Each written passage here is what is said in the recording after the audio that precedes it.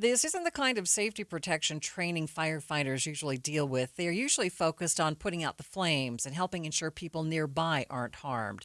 But should they expect these kinds of situations going forward? Should they have more safety measures in place? Former UPD police chief and law enforcement expert Chris Bertram tells me that this is definitely not the norm. From a law enforcement standpoint, what is your thoughts about what happened in Idaho? Very unique situation. I mean, tragic, but very unique, thank goodness. The fact that in most cases, firefighters are not the target of situations like this. And I think that, it's one of those issues that they happen so seldom. I'm not sure that you change the practice of how fire responds without actually having actionable information that there may be a threat to firemen. If there is a threat, I think that the fire personnel have to make decisions as to whether they're going to alter their response and maybe respond with law enforcement. But it's interesting because in most fire responses where law enforcement is needed, the fire personnel wait until law enforcement has deemed the scene safe. But in most cases where fire responds, a fire or an emergency medical issue, those are situations, unless there's information of a threat, they're going to be able to get right in and take care of what they need to do. Right. As you mentioned, firefighters respond a lot differently than police officers do. Police officers go into a situation and they are armed. Now, firefighters, they're not armed, are they? They're not. And in most cases, throughout history, they haven't, worn protective vests or protective equipment. They rely on the information that's known at the time. And if there are threats, then they don't go in until they know that the scene is safe. But again, if there's no actionable threats or no information that there's a threat, then firefighters are going to respond and do what they need to do. Because we have to remember, if it's a medical issue, a heart attack, a stroke, we know that seconds and minutes count, and that fire response and getting that emergency medical is very important. Same thing with a house fire. Every time, every minute that goes by with a house fire, the house fire gets, significantly bigger. There's even percentages that they will tell you that every minute it's going to grow this much. So the fact that you see firemen quickly get to scene, quickly deploy off of their trucks, get, hoses deployed, they know that if they can, intercept that fire at that point, that it again, that force multiplying of that fire, it cascades into a larger fire. They may be able to help reduce that. You mentioned that this probably won't lead to a change in protocol for response, but it has to be in the back of mind, the back of mind of not just firefighters, but police officers when they're responding to things these days. I think it's just a good reminder that safety is the first thing. If you can't get there safe, if you can't deploy safely, we're not going to be able to help people. And so with police and with fire personnel, I think that these, situations, again, remind us that we have to keep safety in mind. But at the same time, they are so unique.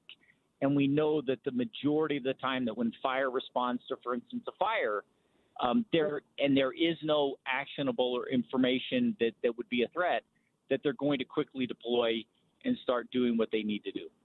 So when would there be a need for the protocol to change for firefighters?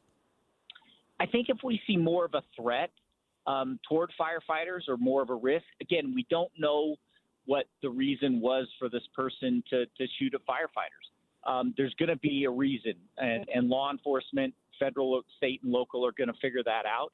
And if that leads to, again, something within that area, for instance, that there is a threat to firemen or a general, overall that these there may be fires set where people are going to take action against firefighters for a particular reason, I think then you have to reevaluate.